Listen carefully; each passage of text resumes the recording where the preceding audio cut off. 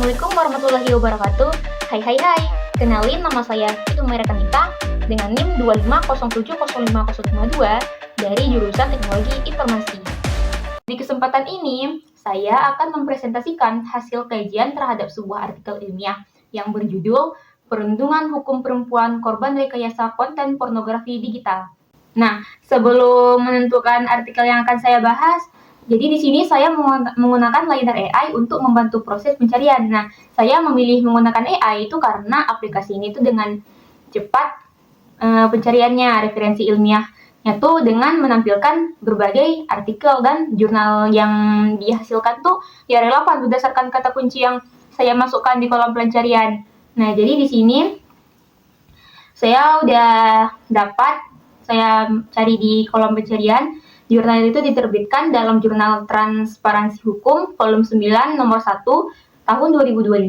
Nah, jurnal ini juga merupakan jurnal nasional yang telah terakreditasi Sinta 5, sehingga dapat dijadikan sebagai sumber ilmiah yang kredibel untuk membantu pembahasan penelitian di kesempatan saya kali ini.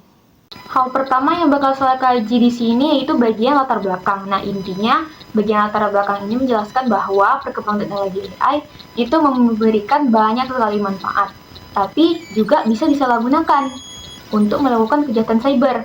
Nah, salah satunya itu adalah deepfake, yaitu teknologi yang dapat memanipulasi foto atau video sehingga kayak terlihat asli gitu.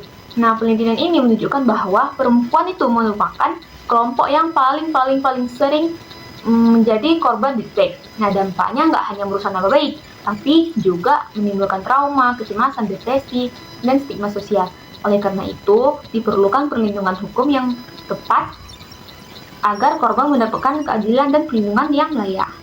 Bahasan selanjutnya, saya akan mengkaji tujuan penulis membuat artikel ilmiah ini. Nah, jadi penulis ini bertujuan untuk menganalisis gimana sih perlindungan hukum di Indonesia terhadap perempuan yang menjadi korban rekayasa konten pornografi digital berbasis teknologi deepfake. Nah, selain itu, penelitian ini tuh juga bertujuan untuk mengidentifikasi kelemahan regulasi yang ada, serta memberikan rekomendasi agar perlindungan hukum itu menjadi lebih efektif. Bagian metode penelitian, di sini kita bisa lihat kalau jurnal ini menggunakan metode yuridis normatif. Nah, metode ini itu dilakukan dengan mengkaji berbagai peraturan perundang-undang, literatur, jurnal ilmiah, dan sumber hukum lainnya nih yang berkaitan dengan perlindungan hukum terhadap korban deepfake. Data ini dianalisis secara normatif untuk lihat apakah peraturan yang berlaku itu telah mampu memberikan perlindungan kepada korban. Lanjut di bagian hasil penelitian. Jadi penulis ini mendapatkan 3 hasil utama. Yang pertama ada kerangka hukum perlindungan korban dalam konteks regulasi Indonesia, tantangan dalam penegakan hukum dan perlindungan korban, serta strategi perlindungan hukum yang holistik dan komprehensif. Nah, jadi saya akan membahas poin pertama dulu ya. Jadi intinya penulis ini mengatakan bahwa hasil penelitian menunjukkan bahwa perempuan itu menjadi kelompok yang paling sering menjadi korban deepfake pornografi.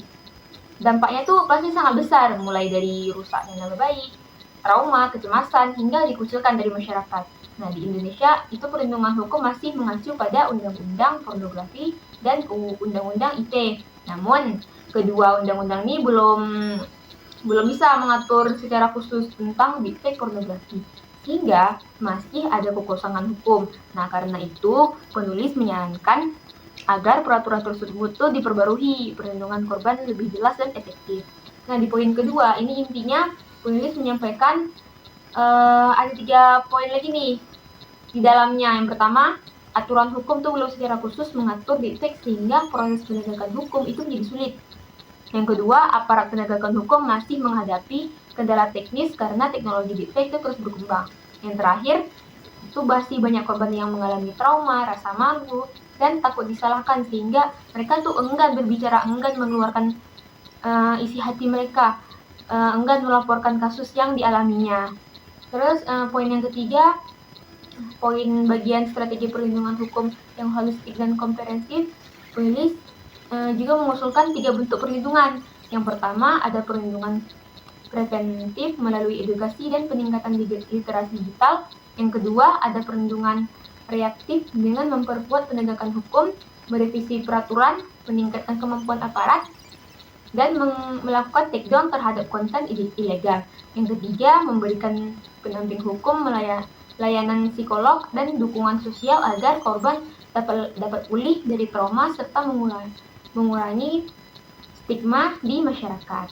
Di bagian akhir, sekarang saya akan membahas bagian kesimpulan penelitiannya di dalam jurnal ini. Nah, penelitian ini itu menyimpulkan kalau perlindungan hukum terhadap perempuan korban detek di Indonesia tuh belum optimal lah, karena belum adanya aturan yang secara khusus mengatur kejahatan tersebut. Nah, oleh karena itu diperlukan pembantuan regulasi, peningkatan kemampuan aparat penegak hukum, pemberian layanan psikologis kepada korban, serta peningkatan literasi digital dalam masyarakat agar kasus serupa itu dapat dicegah di masa mendatang. Di penghujung video ini saya akan menganalisis sedikit ya tentang jurnal ini. Nah, menurut saya jurnal ini tuh memiliki beberapa kelebihan.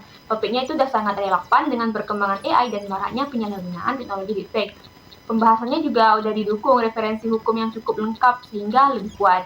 Nah, selain itu penulis itu juga hanya menjelaskan masalah, tapi juga memberikan solusi seperti perbaikan regulasi, meningkatkan kemampuan aparat, dan pentingnya literasi digital. Nah, di balik kelebihan itu pasti jurnal ini masih memiliki kekurangan karena jurnal ini masih menggunakan metode yuridis normatif tanpa data lapangan. Nah, selain itu belum ada pembahasan mengenai perbandingan aturan deepfake di negara lain.